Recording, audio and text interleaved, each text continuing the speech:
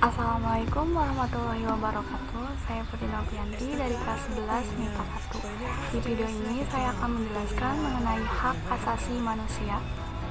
Dikutip dari pasal 1 ayat 1 Undang-Undang Nomor 39 Tahun 1999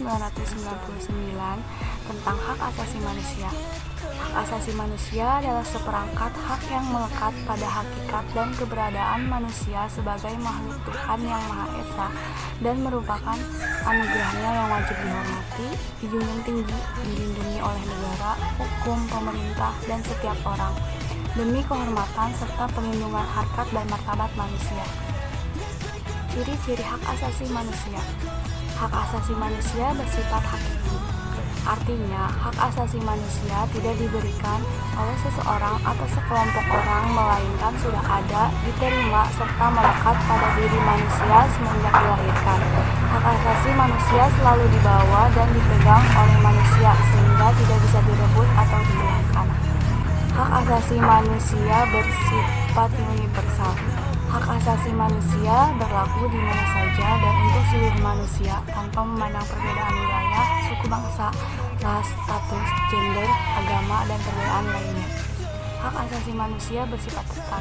Artinya, hak asasi manusia tidak bisa dicabut oleh siapapun.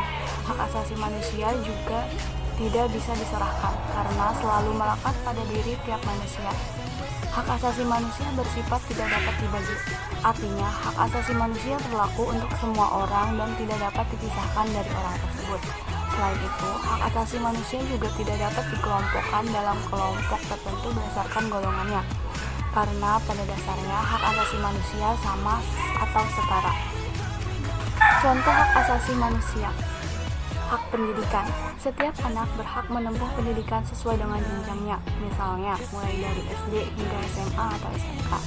Anak juga berhak memperoleh pendidikan yang layak dan sesuai dengan yang diinginkan tanpa adanya paksaan. Hak hidup. Tiap manusia berhak berkeluarga, melanjutkan keturunan, dan memperoleh manfaat dari ilmu pengetahuan dan teknologi. Hak hidup juga termasuk perlindungan dari segala bentuk tindakan kekerasan, perbudakan, serta diskriminasi. Hak mengeluarkan pendapat. Manusia juga memiliki kebebasan untuk mengeluarkan pendapatnya. Cara penyampaian pendapat ini harus dilakukan sebaik mungkin dan mentaati peraturan yang berlaku. Hak kebebasan berpendapat ini menjadi hak dasar yang dimiliki oleh setiap manusia. Tidak boleh ada pihak yang menghapus atau mengambil hak tersebut mungkin dan mentaati peraturan yang berlaku. Hak kebebasan berpendapat ini menjadi hak dasar yang dimiliki oleh setiap manusia. Tidak boleh ada pihak yang menghapus atau mengambil hak tersebut. Hak bebas memeluk agama. Sama seperti hal lainnya, manusia juga memiliki kebebasan untuk memeluk agama sesuai dengan kepercayaannya masing-masing, tanpa adanya unsur paksaan. Manusia juga dapat hak yang setara untuk beribadah sesuai dengan kepercayaannya, tanpa adanya unsur paksaan atau diskriminasi. Pada dasarnya, seluruh hak asasi manusia mengandung sifat universal, tetap, tidak dapat dibagi, hakiki, serta tidak dapat dilanggar. Selain 4 contoh di atas, masih ada bentuk hak asasi manusia lainnya, yaitu hak politik, hak mendapat pekerjaan, dan lain sebagainya.